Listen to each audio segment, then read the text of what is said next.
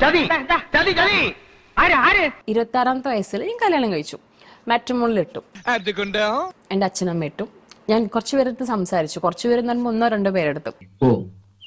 നിന്റെ വിഷമം എന്താണെങ്കിലും പറ, ഞങ്ങളൊന്ന് സന്തോഷിക്കട്ടെ. അതില് ഒരു കോമഡി ഞാൻ പറഞ്ഞുതരാം. ഒരു കഥ കേട്ടിട്ട് കുറച്ച് നാളായി, നല്ല മൂഡ് പറവച്ച.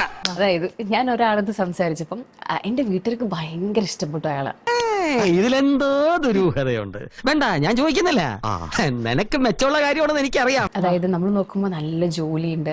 ജർമ്മനിയിൽ എന്തോ വലിയ ഒരു കാർ കമ്പനിയിൽ എന്തോ എഞ്ചിനീയർ ആണ്. നല്ല ശമ്പളമുണ്ട്. അപ്പൊ എന്റെ അമ്മയ്ക്ക് ഇത് മതി. അത് പറയുമ്പോ എനിക്കൊരു കുളിര് വരും. അങ്ങനെയാണ് നിൽക്കുന്നത്. സംസാരിച്ചു കഴിഞ്ഞപ്പം ആള് സ്വാഭാവികമായിട്ടും നല്ല ബുദ്ധിയുള്ള ഒരാളായതുകൊണ്ട് ആൾക്കും ബുദ്ധിയുള്ള ആളെയാണ് വേണ്ടത്. പറയുന്നത് കേക്കൂ ചേച്ചി, മുഴുവൻ കേൾക്കണം. എന്നോട് ഒരു ആപ്പ് ഡൗൺലോഡ് ചെയ്യാൻ പറഞ്ഞു. അതിൽ എന്ന് പറഞ്ഞാൽ കുറച്ച് ഗെയിംസ് ആണ്. നമ്മളിങ്ങനെ ബുദ്ധിപരമായിട്ട് ചെയ്യേണ്ട ഗെയിംസ്. അതായത് വൊക്കാബുലറി ടെസ്റ്റിംഗ് ഉണ്ട്, ഗ്രാമർ ടെസ്റ്റിംഗ് ഉണ്ട്, അങ്ങനെ പല സംഭവങ്ങളുണ്ട്.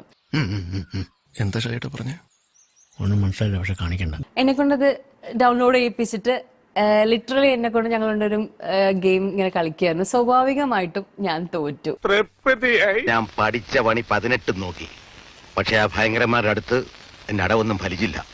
തോറ്റോണ്ട് റിജക്ട് ചെയ്തോ ആ പ്രൊപ്പോസൽ? യെസ്. അടിപൊളി.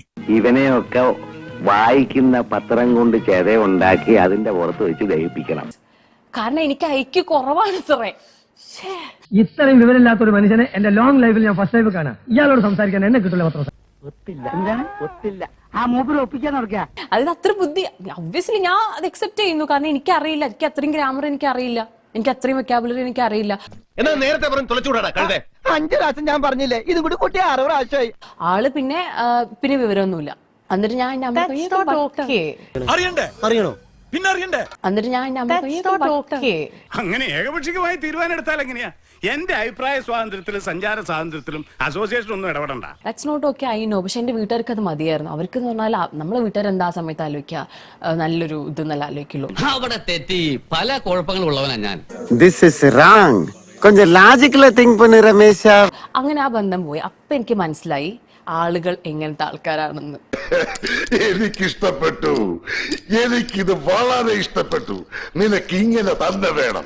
എന്റെ വീട്ടുകാർക്ക് ഭയങ്കര ഇഷ്ടപ്പെട്ടു അയാളെ. അതായത് നമ്മൾ നോക്കുമ്പോ നല്ല ജോലിയുണ്ട്. ആ സാധനം എന്നെ രാവിലെ തന്നെ വലവേശി പിടിക്കാൻ ശ്രമിക്കുന്നു.